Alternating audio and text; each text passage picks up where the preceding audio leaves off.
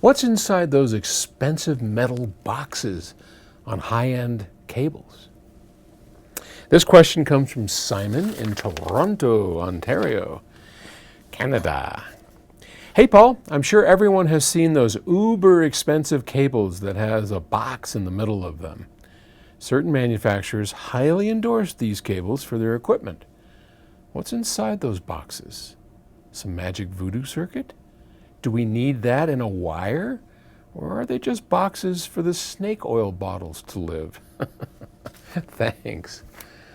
Oh my, I do love these snake oil questions because, the comment section on YouTube goes nuts! Bananas! Well, I've taken apart quite a few. I'm not naming no names here, but we're talking about cables that are $10, $20, $30,000 a pair. And the engineer in me wants to say silliness.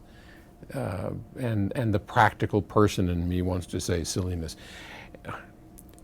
Look, let's get this right off the table. On the table? I don't know where we're putting it, off or on the table. Whatever we're doing, cables make a difference. They do. Okay. Said, now you can just go away, because I know you don't believe it. Some of you do. Some of you don't want to hear it. I don't care. They do make a difference. They make quite a difference. But that said, should cables cost 10, 20, 30, 50 billion dollars? No.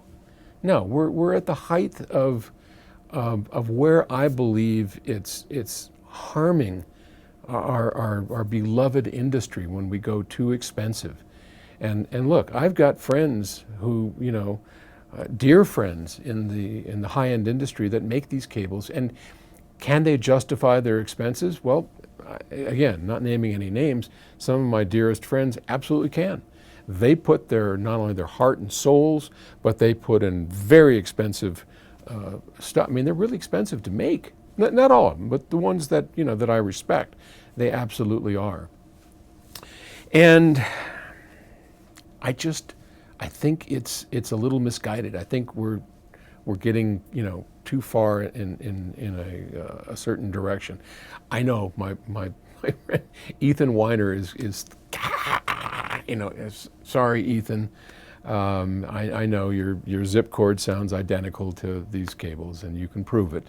And no, I'm not taking you up on your challenge, because I don't really care.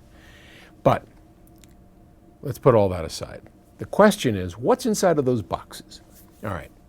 So in the ones I've taken apart, there are basically complex networks of things that are used to terminate cables. In some cases, I've seen inductors, I've seen capacitors, ways to terminate a cable. So if we look at a typical cable scenario, and we start with the source equipment has low impedance, and then it goes through a cable, and then there's a higher impedance if we're doing it right, and in a stereo system. Now there are exceptions to that. There's in pro audio we have 600 ohm out, 600 ohm in, sort of perfectly balanced, but that's not what we have in home audio. So let's just take speaker cables. So a power amplifier has extremely low output impedance, or it should. We're talking well below an ohm.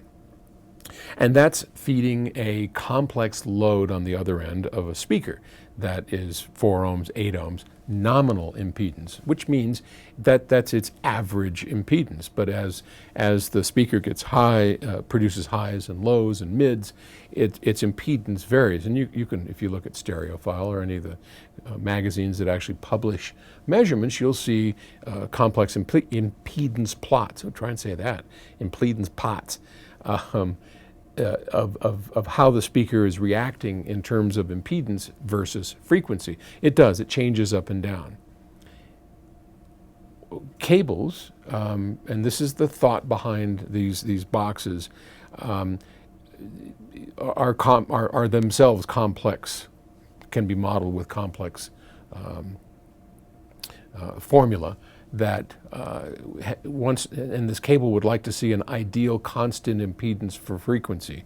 And I think what some of these, the idea behind some of these boxes is to even out some of that load, though I don't really know or haven't spent any time looking at the actual model. I mean, because to me, I think it's silliness. I know. There's my friend. I'll probably go to a trade show and have somebody spill a Coke on me, because I said the boxes are silliness.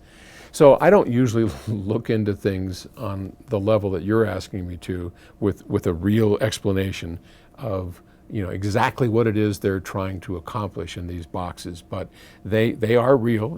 Does not hold the snake oil. There are passive components like inductors and resistors and capacitors and pots and things inside of those to form complex networks to try and do something to the impedance that is deemed important to the sound quality, and that's what's going on in those boxes. Are they necessary? Do they work? I'm not going there. I've had enough grief in my life. So anyway, that's what they're doing. They according to the developers, they are legit. So best I got. All right. Talk to you tomorrow.